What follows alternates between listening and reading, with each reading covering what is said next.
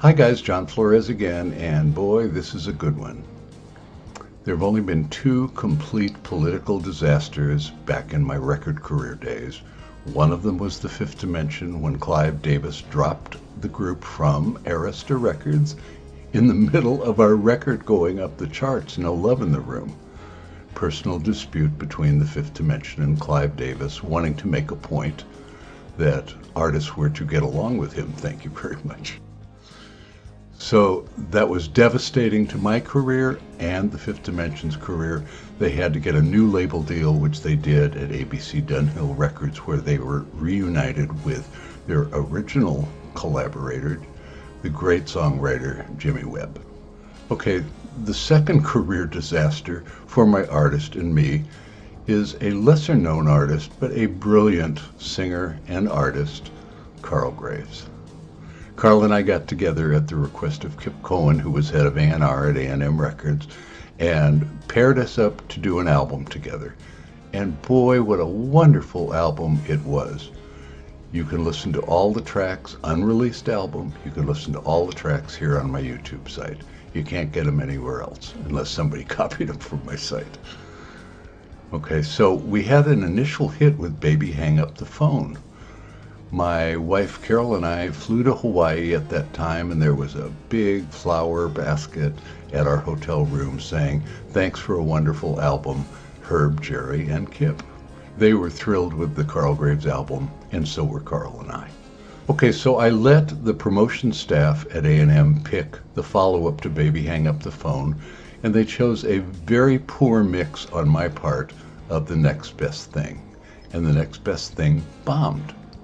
Okay, so at that point, we wonder, similar to the Friends of Distinction with the Grayson album, we wondered, well, what's next? We have several more single possibilities off of this album. Well, nothing happened next. So at the time, Kip Cohen gave me the opportunity to work with my group LAX that I brought over from Warner Brothers, and I waited patiently to hear what would happen with Carl, but I didn't hear a thing. And then eventually, later on in the year, I believe, somebody else produced an album on him. But we had more good stuff sitting in the can, ready to be released if somebody had just asked us, in my opinion. Okay, so I'm going to play you an example of the cuts that possibly could have been singles off of that album. Okay, here you go. If I see this day reserved when we meet, don't take the time to ask me why. Walk softly when you walk by me, 'cause my heart still don't shake it up. Don't you know a stillness in the air? Everything is turning inside out on the road to nowhere.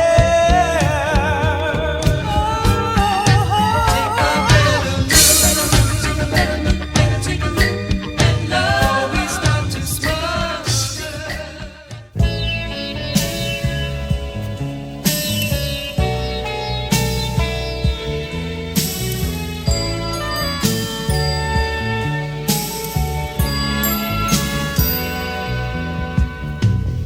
We were the perfect pair, the people would say.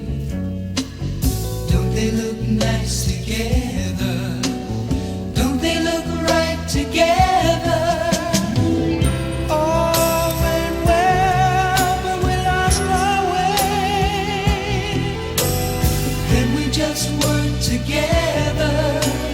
Couldn't get back together. Our love is going on. Disappear like smoke into air. Our love is going. It's gone.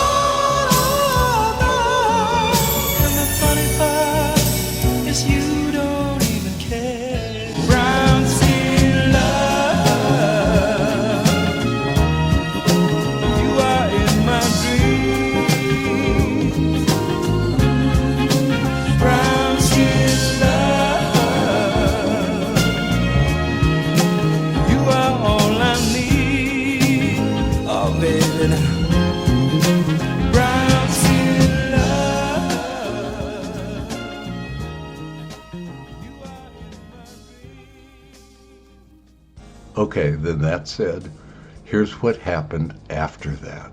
This is the really compelling part of the story. Nothing happened with Carl's second album, which I did not produce. And then 5 years later, 1979, if you can believe it, I got a call from Harold Childs, head of promotion at A&M, and he said, John, Elektra Records is interested in purchasing Walk Softly from us here at A&M. They think it's a hit single. What do you think? And I said, well, let's see whether we can make that happen. He said, in the meantime, I'm going to have it played at the Elektra promotion convention to kind of get a bead on what the promotion staff over there thinks about it. So he did that, and the response was overwhelmingly that this was a hit record, Walk Softly. So the paperwork was drawn up, the contracts were signed both by A&M and by me, that we could send this cut over to Elektra, and Elektra was going to release it. Now for Carl and me, this was a big deal because nothing had gone on in 5 years. This was a big career break for him and a big career break for me because I hadn't really had a big hit since Rock the Boat. So we're both anticipating great stuff with this Elektra purchase. But what happened? Politics, here we go.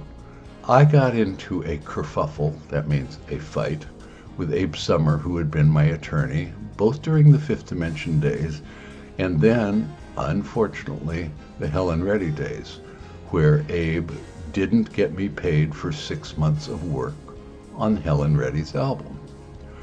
So, after trying another attorney in town who couldn't get me paid, I went directly to what we would call a street source, somebody who was highly connected, not in record business circles, but on the street. And that individual said, John, I will get you paid.